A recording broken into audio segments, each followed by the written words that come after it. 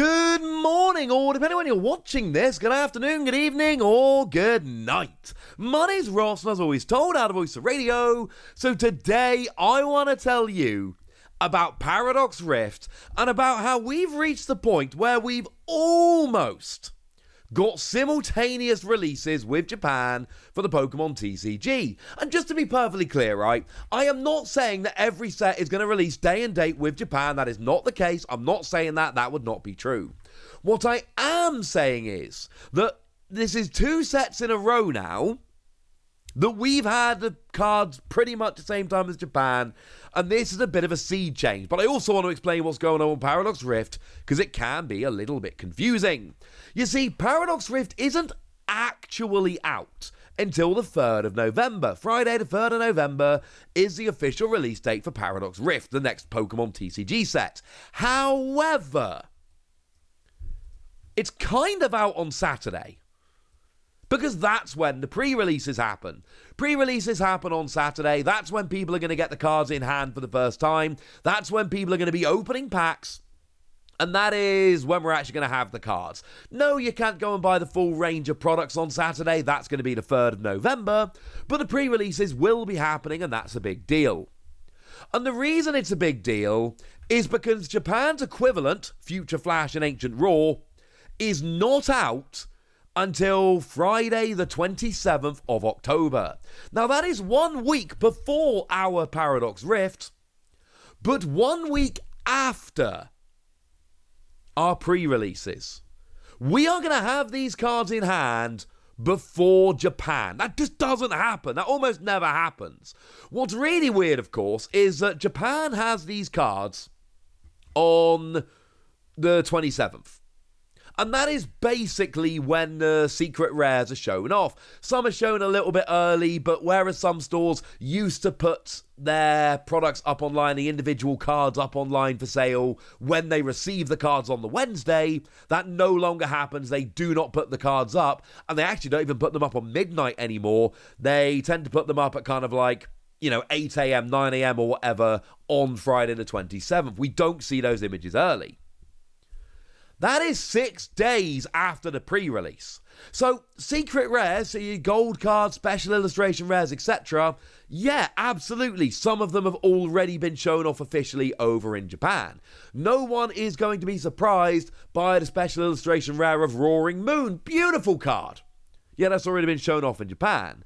No one's going to be surprised by the Iron Valiant, already been shown off in Japan. But there are going to be special illustration rares and gold cards especially, plus a bunch of full arts, etc., that are going to be pulled at pre-releases in English on Saturday the 21st that will not be opened in Japan by Pokemon fans in Japan until Friday the 27th. We get those cards first. So, in terms of simultaneous release, it depends how you want to define release. In terms of the actual Japanese release date of the 27th, no, that's not when we get our set. But we do get the cards a week early, but that's only for pre-releases, and then we get them a week late in terms of the proper release. What's going to be really weird, on Friday the 20th, that is when Japan does their full release. Here's every card from the set. They don't show secret rares, but on the website they put up the full digital set list, not including secret rares.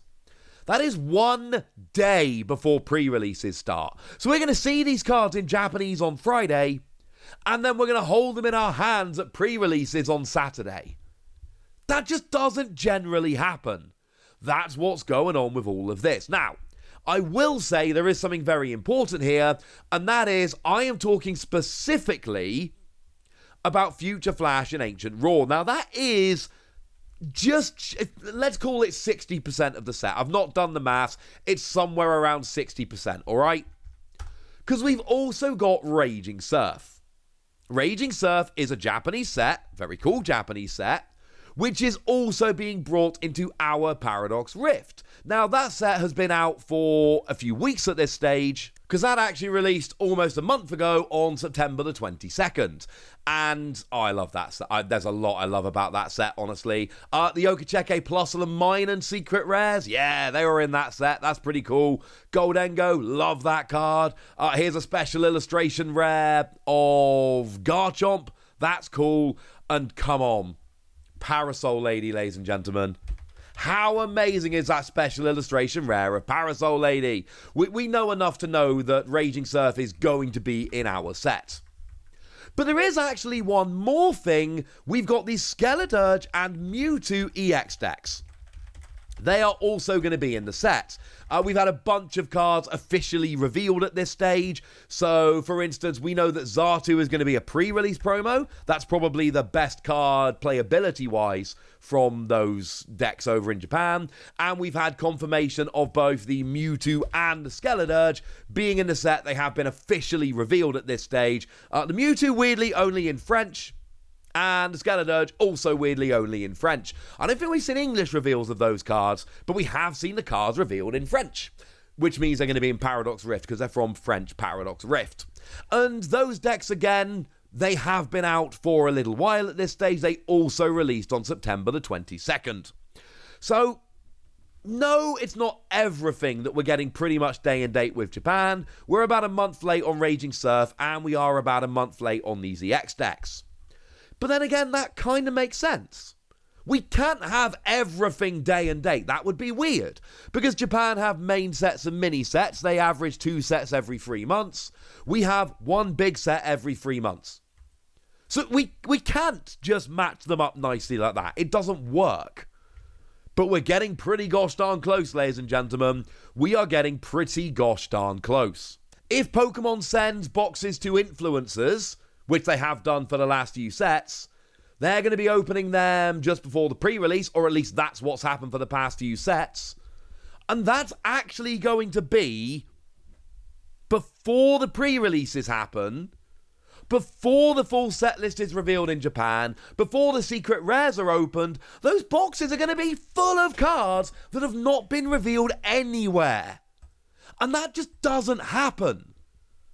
I cannot tell you that this is going to be the norm moving forward, but I absolutely can tell you we have been moving closer and closer over the past couple of years, and that this really doesn't seem like much of a fluke. Now, one thing I do need to mention, special sets. Obviously, 151, we were a little bit delayed on that one, honestly. 151, we were not hideously close on that. It released June the 16th in Japan, but it didn't actually release until September the 22nd over here. Yes, that was the day Japan got Raging Surf. Cool. So, we kind of waited 4 months for that. But that's a special set, things are different. And actually, if we believe the rumours, and this is not official yet, then the next special set is going to release in December in Japan and January over here. We're only going to have a month to wait. But the thing is, it's not just Paradox Rift, although Paradox Rift really is as close as we've kind of ever been. It kind of happened a little bit with Obsidian Flames, although not quite so pronounced. Now, one important thing about Obsidian Flames is it was only based on a single Japanese set. That is, Ruler of the Black Flames. And look, yes, there were other promos, etc., that were popped in at the same time, so we had a little bit of a catch-up here and there with some promos and all of that. Get it? But it was basically based on one Japanese set. Now, Ruler of the Black Flame came out officially in Japan on July the 28th. And it came out officially in English, not much later, on August the 11th. Which, again, you're looking at and going, well, you know, it's 2 weeks worth, so there's still a little bit of a gap there. But it isn't really a bit of a gap. Because, of course, our pre-releases start 2 weeks before the set actually comes out. So we see the set officially releasing in Japan on July the 28th, and our pre-releases start on July the 29th. So 1 day after the set released in Japan, our pre-releases were starting, and I did get some early opening of Obsidian Flames, and I got to open secret rares, not regular cards, they'd been revealed a week before, but I got to open a few secret rares in Obsidian Flames that I had never seen before. I got to open cards in packs of Pokemon that I'd literally never seen before. And it was a long, long time since I'd been able to do that. So that was really, really cool. Absolutely amazing. Love that. Like I say, this time it's even more pronounced because it's 1 week rather than 2, which means instead of having our pre-release the day after the release in Japan, it's actually the week before the release in Japan. Make no mistake about it, ladies and gentlemen, this is a very, very, very big deal. It's 2 sets in a row we've had this kind of stuff happen. And I'm not saying that it is going to keep going. But I am saying that we have matched up our formats and our rotation. Beginning of this year, we matched the rotations. And we've heard from Pokemon that they want to make it more similar in Japan and in the West.